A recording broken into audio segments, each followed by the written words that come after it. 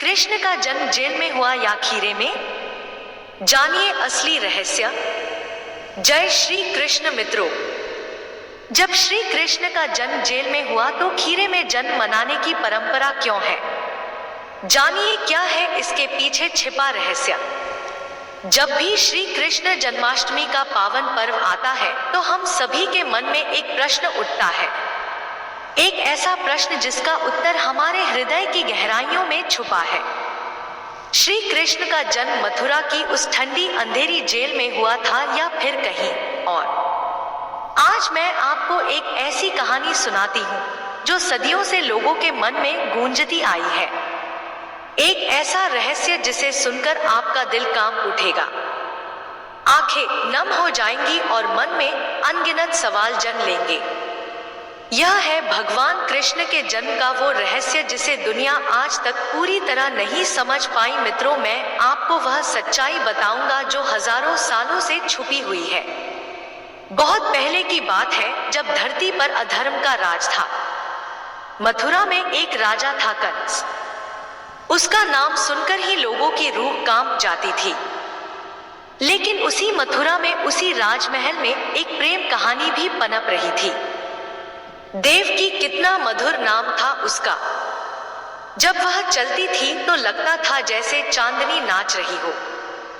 उसकी आंखों में एक अजीब सी गहराई थी, जैसे कि वो कोई राज छुपाए बैठी हो। और वासुदेव, अरे वासुदेव, कितने नेक, कितने सच्चे थे वो। उनका प्रेम देखकर लगता था जैसे स्वर्ग का एक टुकड़ा धरती पर उतर आया हो। जब देवकी और वासुदेव का विवाह हुआ तो पूरा मथुरा जश्न में डूबा था। फूलों की बारिश हो रही थी, हर तरफ खुशी के गीत गूंज रहे थे।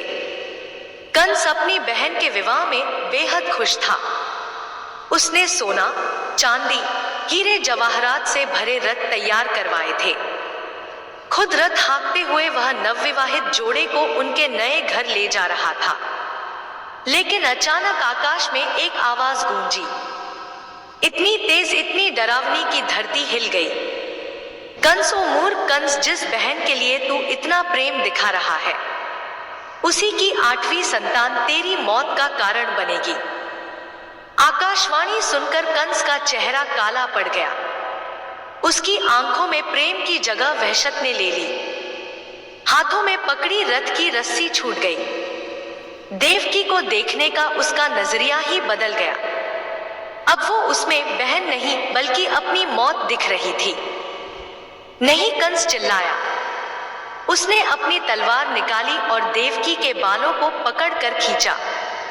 मैं आज ही इस समस्या का समाधान कर देता हूं। वासुदेव का दिल धक से रह गया। अपनी प्यारी पत्नी को इस हाल में देखकर उनकी आंखों से आंसू बहने लगे। लेकिन वह एक बुद्धिमान व्यक्ति थे। उन्होंने तुरंत कंस के पैर पकड़ लिए। भाई साहब रुकिए, आप क्या कर रहे हैं? देवकी तो अभी मां भी नहीं बनी है। आकाशवाणी तो 8वीं संतान के बारे में कह रही है, और फिर हो सकता है वो 8वीं संतान लड़की हो। आपको डर किसी लड़के से है ना? कंस रुक गया। वासुदेव की बात में दम था। उसने सोचा, हाँ, अभी तो कोई बच्चा है भी नहीं, और 8वीं संतान वो तो कई साल बाद की बात है। लेकिन फिर भी कंस का दिल नहीं माना। उसके दिमाग में शक का बीज बो गया था। ठीक है वासुदेव, उसने कहा, मैं देवकी को नहीं मानूंगा, लेकिन वादा करो जब भी उसके कोई बच्चा होगा तुम उसे मेरे पास ले आओगे। वासुदेव के पास कोई चारा नहीं था। प्यारी पत्नी की जान बचाने के लिए उन्होंने हाँ कह दिया। लेकिन उनका दिल रो रहा था। वो जानते थे कि यह वादा उनकी जिंदगी का सबसे बड़ा दुख बनने वाला था। कंस ने अपना वादा निभाया, लेकिन उसका तरीका बदल गया। उसने देवकी और वासुदेव को राजमहल के सबसे निचले तलघर में बनी जेल में डाल दिया। यह जेल इतनी डरावनी थी कि यहां सूरज की एक किरण भी नहीं पहुंचती थी। दीवारें इतनी मोटी थी कि बाहर की कोई आवाज अंदर नहीं आ सकती थी। जेल के बाहर कंस के सबसे क्रूर पहरेदार तैनात थे। वो इतने बेरहम थे कि उनके दिलों में दया नाम की कोई चीज नहीं थी। पहला बच्चा हुआ। कितना प्यारा था वो। नन्हे से हाथ, छोटी सी सांसें। देवकी ने उसे अपने सीने से लगाया। बस कुछ पल का प्यार। फिर वासुदेव को वो बच्चा कंस के पास ले जाना पड़ा। कंस ने निर्दयता से उस मासूम को मार डाला। देवकी का दिल टूट गया। वो दिन रात रोती रहती, हे भगवान, मैंने क्या पाप किया है? क्यों मुझे यह सजा दे रहे हो? दूसरा बच्चा हुआ। तीसरा, चौथा, पांचवा, छठा, सातवां।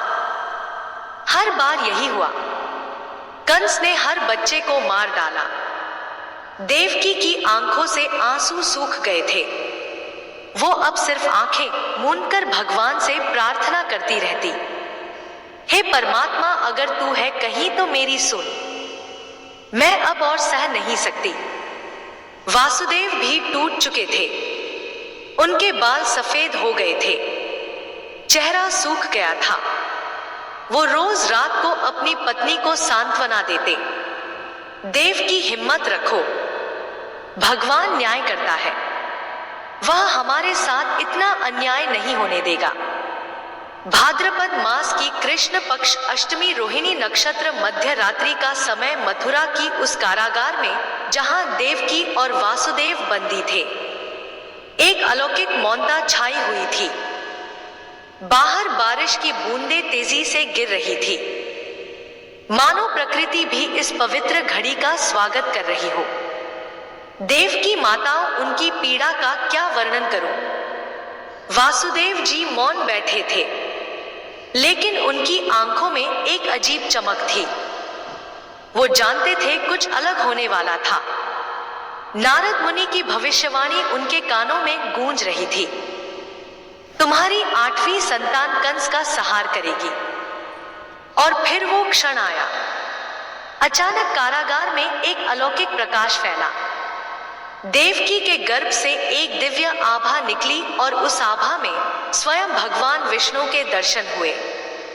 4 भुजाओं में शंख, चक्र, गदा, पद्म लिए हुए, मुकुट पर मोर पंख, हंसती हुई आंखें और होठों पर वो मुस्कान जो सारे संसार का कल्याण करती है। देवकी और वासुदेव दोनों भाव विभोर हो गए। उनकी आंखों से अनंत प्रेम के आंसू बह रहे थे। भगवान ने अपनी मधुर वाणी में कहा, है देवकी, है वासुदेव, मैं तुम्हारी 7वीं संतान बलराम के रूप में रोहिणी के गर्भ में स्थानांतरित हो गया था। अब मैं तुम्हारी 8वीं संतान के रूप में जन्म ले रहा हूं। और इस प्रकार अर्धरात्रि में, जब पूरा संसार गहरी नींद में था, जेल की उन ठंडी दीवारों के बीच जन्म हुआ उस बालक का जो आगे चलकर जगत गुरु कहलाया। लेकिन जैसे ही भगवान ने मानव शिशु का रूप लिया, वैसे ही सारा दिव्य प्रकाश गायब हो गया। अब वहां केवल एक नवजात शिशु था जो आम बच्चों की तरह रो रहा था। पर इस रुदन में भी कुछ अलौकिक था, मानो यह आवाज सारे ब्रह्मांड में गूंज रही हो।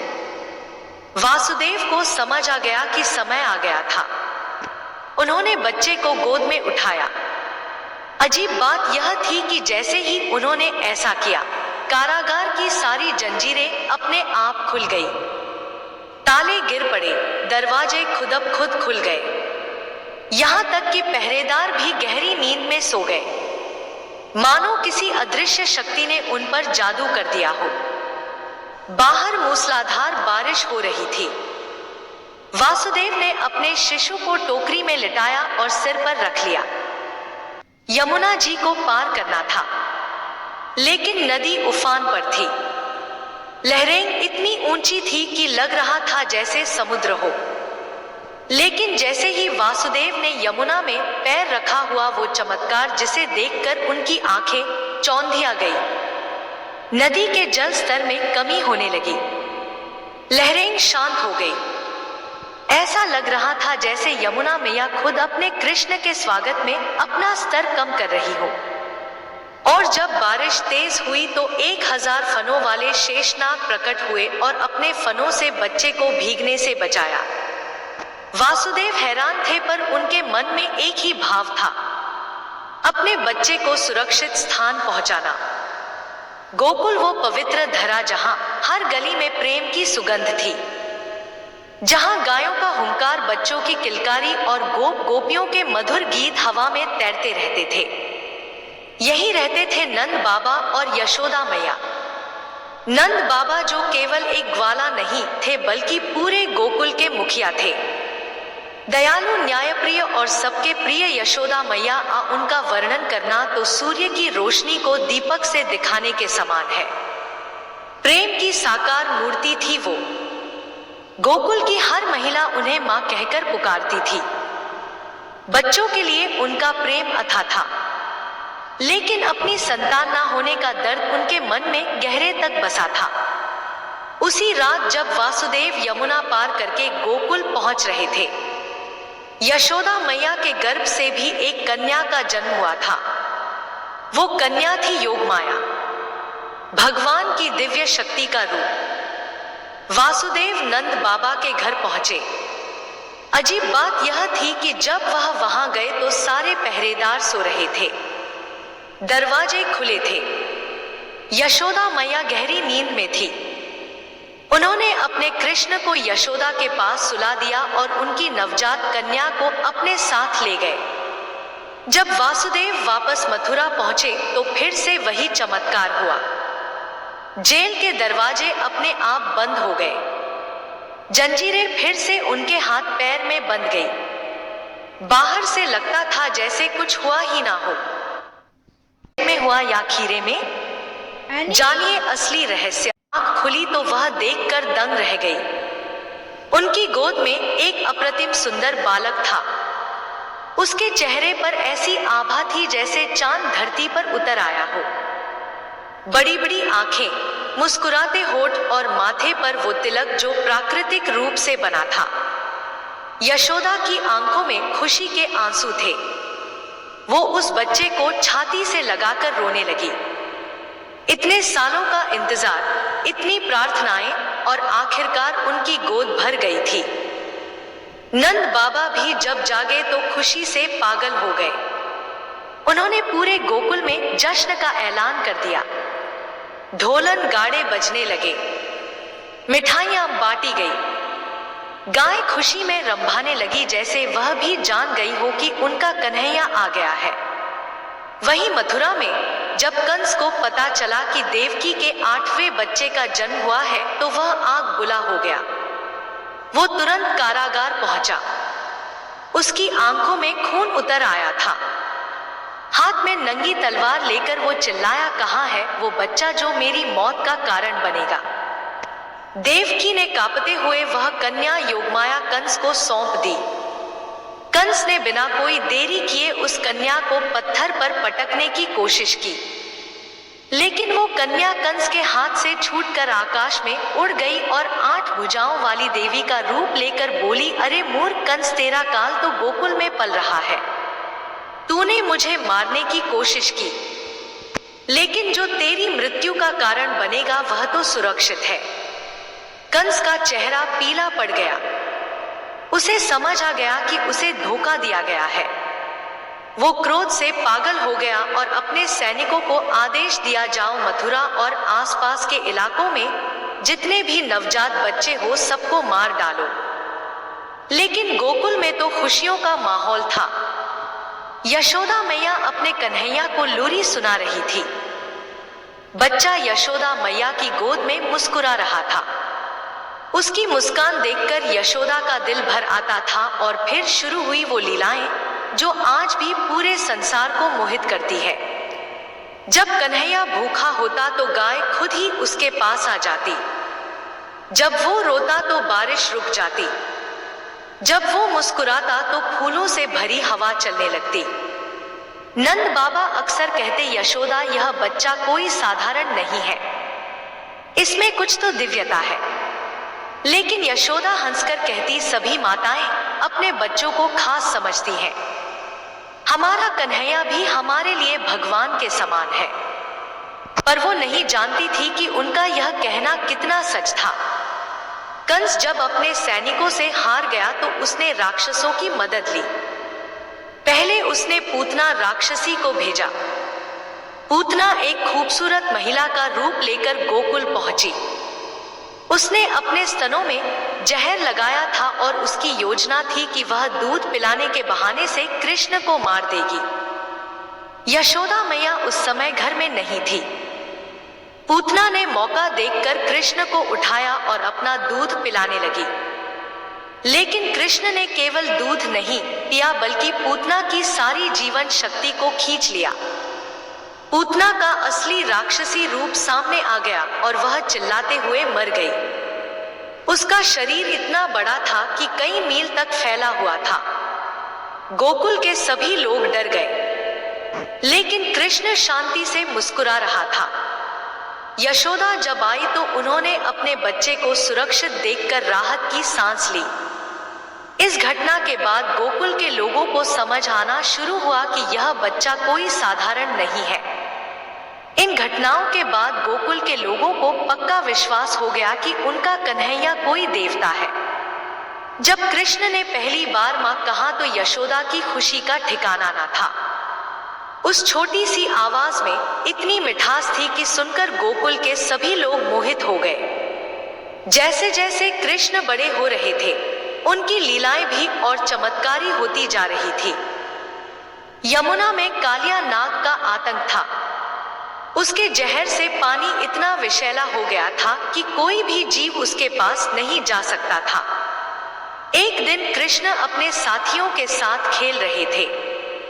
गेंद यमुना में गिर गई। सब डर रहे थे, लेकिन कृष्ण ने कहा मैं ले आऊंगा, और वह यमुना में कूद गए।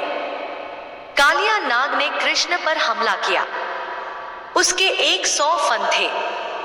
आंखों से आग निकल रही थी, लेकिन कृष्ण ने उसके सिर पर नृत्य करना शुरू कर दिया। कालिया की शक्ति क्षीण होने लगी। अंत में कालिया ने हार मान ली और कृष्ण से क्षमा मांगी। कृष्ण ने उसे माफ कर दिया और समुद्र में जाने को कहा। इंद्र देवता को अपने बल का बहुत घमंड था। जब गोकुल के लोगों ने उनकी पूजा छोड़कर गोवर्धन पर्वत की पूजा शुरू की तो वह नाराज हो गए। उन्होंने भयानक बारिश और तूफान भेजा। गोकुल में चारों ओर पानी ही पानी था। लोग डर रहे थे कि सब कुछ बचाएगा। तब कृष्ण ने कहा डरो मत, मैं हूं ना। और फिर हुआ वह चमत्कार जिसे देखकर पूरा ब्रह्मांड दंग रह गया। कृष्ण ने अपनी छोटी सी उंगली पर पूरा गोवर्धन पर्वत उठा लिया। 7 दिन तक वह उसे इसी तरह उठाए रहे। इस दृश्य को देखकर गोकुल के लोगों को पक्का पता चल गया कि कृष्ण कोई साधारण इंसान नहीं है। यशोदा मैया आश्चर्यचकित रह गई। नंद बाबा की आंखों में भक्ति के आंसू थे। इंद्र को अपनी गलती का एहसास हुआ। वो कृष्ण के पास आए और उनसे क्षमा मांगी। गोकुल में एक और घटना घटी जिसने कृष्ण की जिंदगी को नया मोड़ दिया।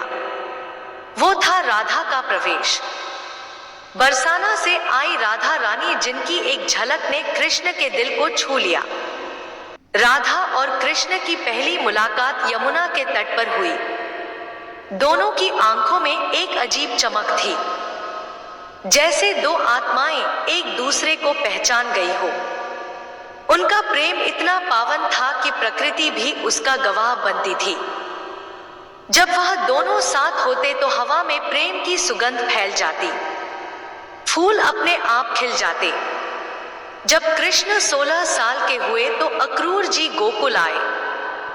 वो कृष्ण और बलराम को मथुरा ले जाने के लिए आए थे। उन्होंने बताया कि कंस ने एक कुश्ती का आयोजन किया है और सभी यादव युवकों को वहां आना है।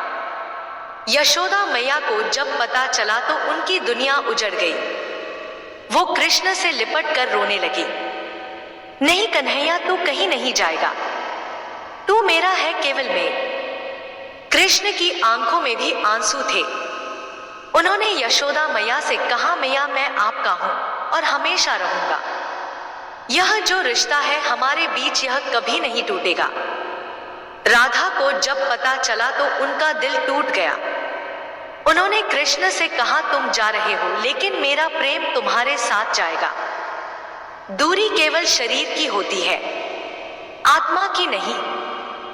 पूरा गोकुल रो रहा था। गाय भी उदास थी, पक्षी भी चुप थे। ऐसा लग रहा था जैसे खुशियों का सूरज डूब गया हो।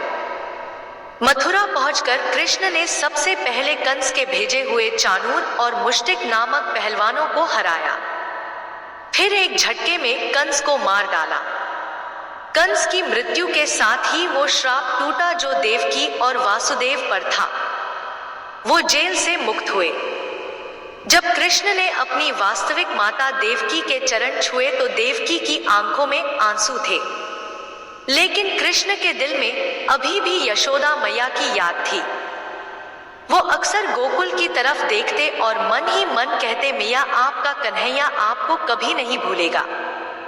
अब समझ आता है कि क्यों कृष्ण का जन्म जेल में हुआ, लेकिन उन्हें गोकुल का माना जाता है।